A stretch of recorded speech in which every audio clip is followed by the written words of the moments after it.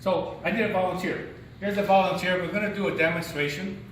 I'm going to prove to you that you already know physics. This is called experiential learning. Just by being alive and operating and interacting with nature, you're already learning what physics is. And your name is?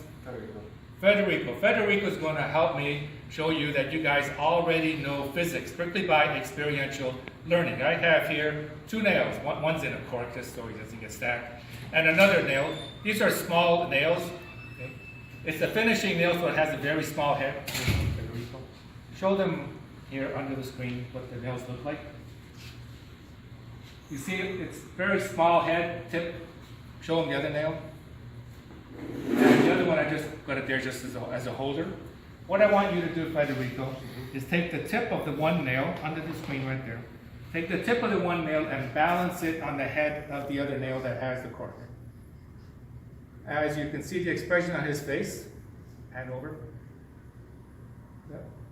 Go ahead. Take the tip of one nail and balance it on the head of the other nail. Balance it. Nope.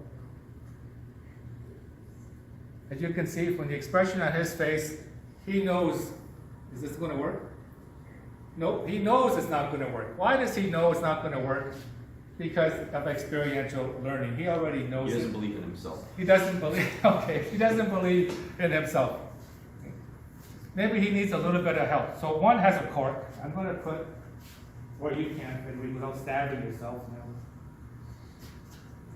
Put that nail inside of this cork. And we're just going to push it through. Here, I'll do that first.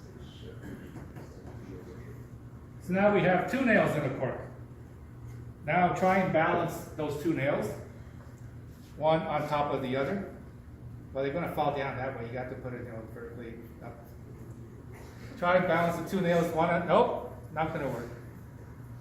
No, the tip of the one nail on the head of the other nail. He's going head to head, and I was going tip to head. Okay, not going to work.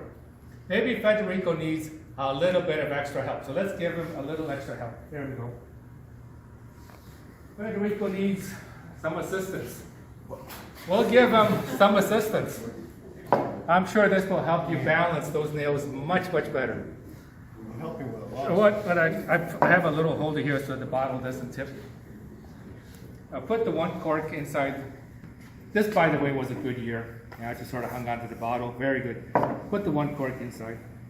Now, try and balance the one cork on top of the other one.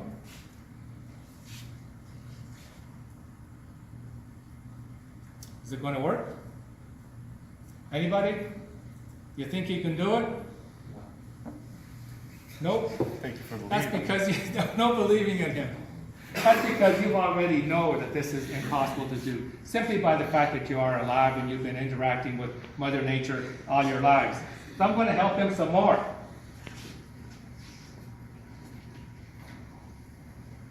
With a couple of forks. I'm going to put one fork here, Federico on the side. I'm going to angle it downward. Don't stab yourself when I angle it downward. Take that fork and put it on that side and angle it downward, just like I did that one.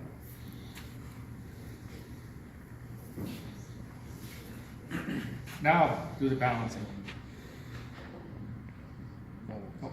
The other way around, my mistake there. We want to go to tip. Put the tip down.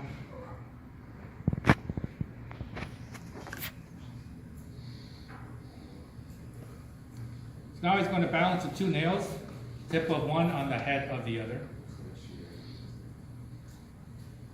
Look at that. Yeah.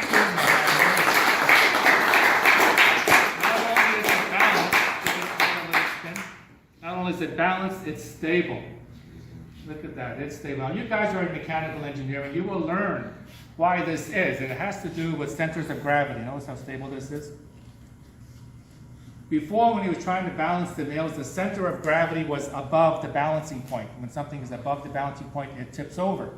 But because of the two forks that move the center of gravity below the balancing point, as a result, it is stable.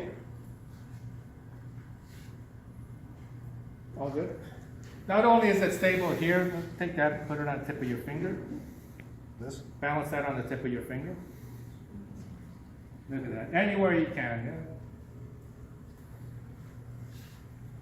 Let's give him another hand.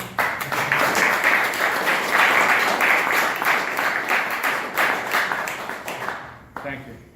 Just leave it Yeah, there. just leave it there. That's good. No, balance it, balance it. Thank you. This is Newton's first law of motion.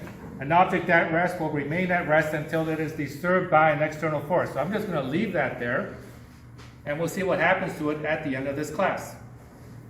Thank you.